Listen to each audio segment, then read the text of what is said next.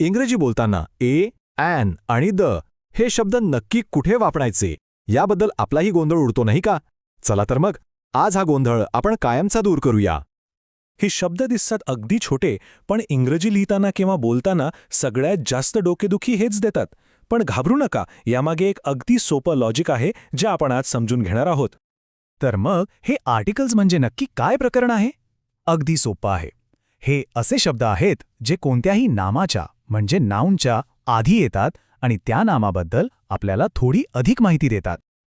आता बघा, आर्टिकल्सचं अख्खं रहस्य ते फक्त एका नियमात लपलेलं आहे.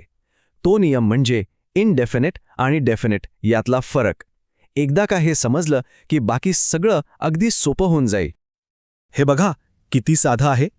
इनडेफिनिट आर्टिकल्स म्हणजे ए आणि ॲन हे आपण तेव्हा वापरतो जेव्हा आपण कुठल्याही एका सामान्य गोष्टीबद्दल बोलतो, म्हणजे एनीवन. पण डेफिनिट आर्टिकल म्हणजे द ते आपण तेव्हाच वापरतो जेव्हा आपण त्याच एका खास विशिष्ट गोष्टीबद्दल बोलत असतो, दॅट पर्टिक्युलर वन.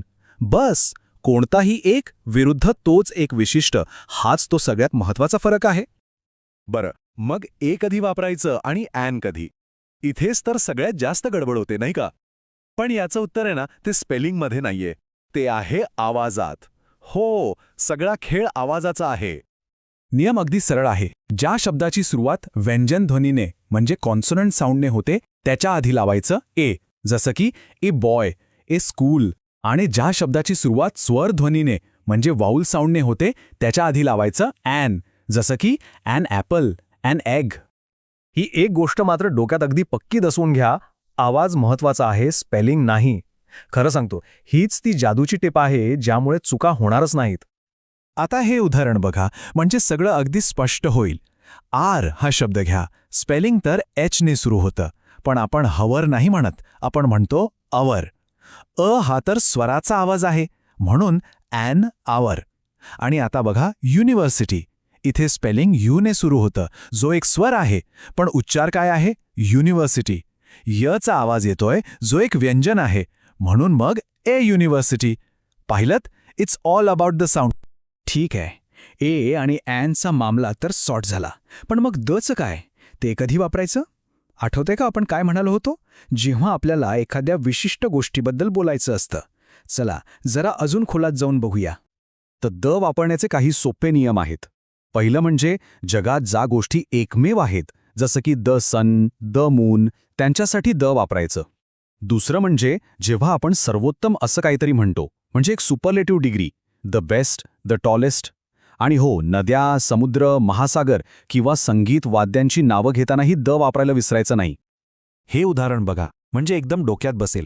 समजा मी म्हटलं आय सॉ अ डॉग, म्हणजे मी रस्त्यावरचा कुठला तरी एक कुत्रा पाहिला. पण जेव्हा मी पुढच्या वाक्यात म्हणतो द डॉग वॉज ब्लॅक, तेव्हा मी त्याच कुत्र्याबद्दल बोलतोय जो मी पाहिला होता. तो आता एक विशिष्ट कुत्रा झालाय. पाहिलंत? अ डॉगचं द डॉग कसं झालं? सोपं आहे ना? आता एक गंमत सांगतो. कधीकधी असं होतं की आपल्याला ए, ॲन किंवा द यापैकी कशाचीच गरज नसते. हो, यालाच म्हणतात झिरो आर्टिकल रूल. हे नियम तर त्याहून सोपे आहेत. जेव्हा आपण एखाद्या गोष्टीबद्दल सर्वसाधारणपणे बोलतो, जसं की कुत्रे इमानी असतात, डॉग्स आर फेथफुल, तेव्हा आर्टिकल नाही लावायचं. तसंच देशांची नावं, माणसांची नावं म्हणजे प्रॉपर नाउन्स, जसं की इंडिया, किंवा जेवणाची नावं, लंच, डिनर यांच्या आधीसुद्धा आर्टिकल लावायचं नाही. चला, आत्तापर्यंत जे काही शिकलो ते सगळं एकदा पटकन रिवाईज करूया, म्हणजे सगळं डोक्यात एकदम फिट बसेल. बघा, इथे काही कॉमन चुका आहेत ज्या हमखास होतात. शी इज अ ऑनेस्ट गर्ल. चुकलं, कारण ऑनेस्टचा उच्चार अ ने होतो, म्हणून बरोबर वाक्य आहे शी इज अन ऑनेस्ट गर्ल. तसंच सन रायझेस इन ईस्ट हे पण चुकीचं. सूर्य जगात एकच आहे, म्हणून the sun rises in the east असं म्हणायला पाहिजे. आणि जर सगळ्यातून फक्त एकच गोष्ट लक्षात ठेवायची असेल तर ती ही आहे. ही आपली मास्टर की आहे. ए किंवा ॲन म्हणजे कोणताही एक, आणि द म्हणजे तोच एक विशिष्ट. बस एवढं लक्षात ठेवलं ना तरी 90% वेळा आपलं उत्तर बरोबर येणार, हे नक्की. तर मग आता आर्टिकल्सचा गोंधळ बऱ्यापैकी मिटला असेल नाही का? आता जरा विचार करा, इंग्रजी ग्रामरमधला असा अजून कोणता नियम आहे जो दिसायला एकदम सोपा आहे पण वापरताना भल्या भल्यांना चकवा देतो? विचार करत रहा आणि हो, शिकत रहा.